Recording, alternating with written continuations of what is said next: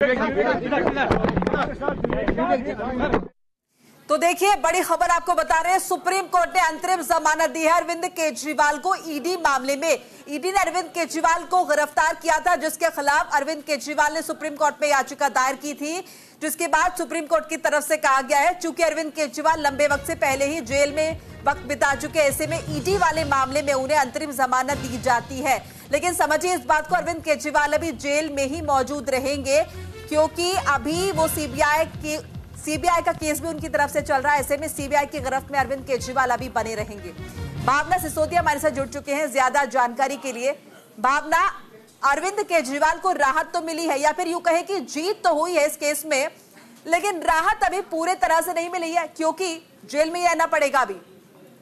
जी जरूर, अगर देखा जाए तो ईडी की गिरफ्तारी को जिस तरीके से मुख्यमंत्री अरविंद केजरीवाल ने चुनौती दी थी, उसको लेकर जिसमें सुप्रीम कोर्ट ने आज सुनवाई करी, उसमें साफ तौर पे अरविंद केजरीवाल को एक बड़ी राहत मिलती हुई नजर आई है। लेकिन ये कह सकते हैं कि ये राहत तो मिली है, लेकिन कहीं ना कहीं अरविंद केजरीवाल को जेल के अंदर ही रहना पड़ेगा क्योंकि ईडी मामले में मुख्यमंत्री अरविंद केजरीवाल को राहत जरूर मिली है, लेकिन सीबीआई ने अभी उनको गिरफ्तार किया हुआ है, इसलिए सीबीआई मामले में उन्हें जेल के अंदर ही रहना होगा। साथ ही साथ मैं आपको ये भी बता दूं कि सुप्रीम कोर्ट ने साफ कहा है कि काफी लंबे समय से अरविंद केजरीवाल जेल के अंदर है और जब तक 3 बेंचों की जजेस को ये मामला भेजा गया है, जब तक 3 बेंचों की जजेस इस मामले पे सुनवाई नहीं करती है, तब तक अरविंद केजरीवाल को एक तरीके से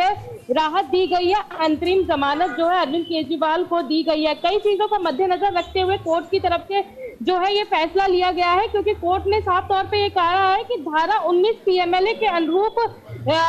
इस चीज को देखा गया है। साथ ही साथ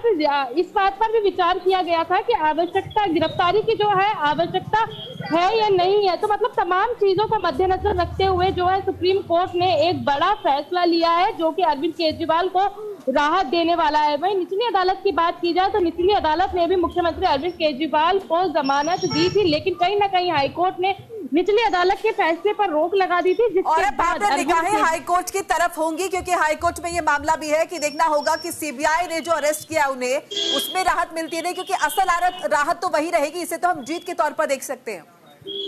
जी जरूर, क्योंकि बहुत बड़ी बात है कि जहां अरविंद केजरीवाल को ईडी मामले में मिल गई है, वहीं दूसरी तरफ अरविंद केजरीवाल अभी सीबीआई मामले में तिहाड़ जेल के अंदर ही है। अगर जब तक सीबीआई मामले में अरविंद केजरीवाल को राहत नहीं मिलती है, तब तक ये कहना मुश्किल होगा कि अरविंद केजरीवाल जेल से बाहर कब तक आएंगे। कहीं ना कहीं एक मामले में राहत, दूसरे मामले में अरविंद केजरीवाल को फिलहाल जेल के अंदर ही रहना होगा। तो निगाहें अब हाईकोर्ट के फैसले के ऊपर टिकी हुई है कि आखिरकार हाईकोर्ट सीबीआई मामले में अरविंद केजरीवाल को राहत देता है या फिर उनकी मुश्किलें सीबीआई मामले में इसी तरीके से बरकरार रहती है। बिल्कुल, तो देखिए बड़ी मौलिक जीत की तरह से देखा जा रहा है अरविंद केजरीवाल की इस जो बड़ा फैसला उनकी तरफ से आया। भावना जी जरूर, अरविंद केजरीवाल का जो एक सुप्रीम कोर्ट के फैसले को एक जीत की तरह से ही देखा जा रहा है, क्योंकि जब निचली अदालत ने ईडी मामले में अरविंद केजरीवाल को राहत दी थी तो कहीं ना कहीं आम आदमी पार्टी दफ्तर में और आम आदमी पार्टी के तमाम नेताओं जो है अगली निगाहें हाईकोर्ट की तरफ रहेंगी, तो जाहिर तौर पर ये वाला जो पर्सपेक्टिव है सुप्रीम कोर्ट का, ये भी अरविंद केजरीवाल के वकीलों की तरफ से रखा जाएगा हाईकोर्ट में कि देखिए ईडी के मामले में भी सुप्रीम कोर्ट ने इस बात को माना है कि गिरफ्तारी की दरकार शायद अब नहीं कहेंगे क्योंकि लार्जर बेंच के पास ये मामला गया है, लेकिन काफी वक्त से वो जेल में रह चुके हैं और उनसे लगातार पूछताछ की जा रही है। तो ऐसे में कहीं ना कहीं ये कंसिडरेशन भी होना चाहिए हाईकोर्ट में।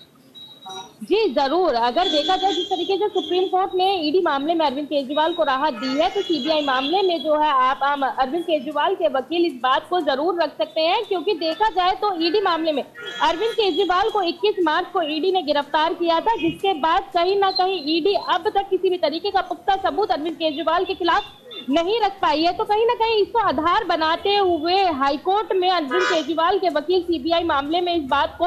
जरूर रख सकते हैं, लेकिन अब अहम फैसला हाईकोर्ट का देखने वाला होगा कि क्या हाईकोर्ट अरविंद केजरीवाल को राहत देता है या नहीं देता है। क्योंकि निचली अदालत के बाद जब हाईकोर्ट ने ईडी मामले में ही अरविंद केजरीवाल की जमानत को रद्द किया था, तो कहीं ये कहा जा सकता था कि अरविंद केजरीवाल की मुश्किलें उस समय बढ़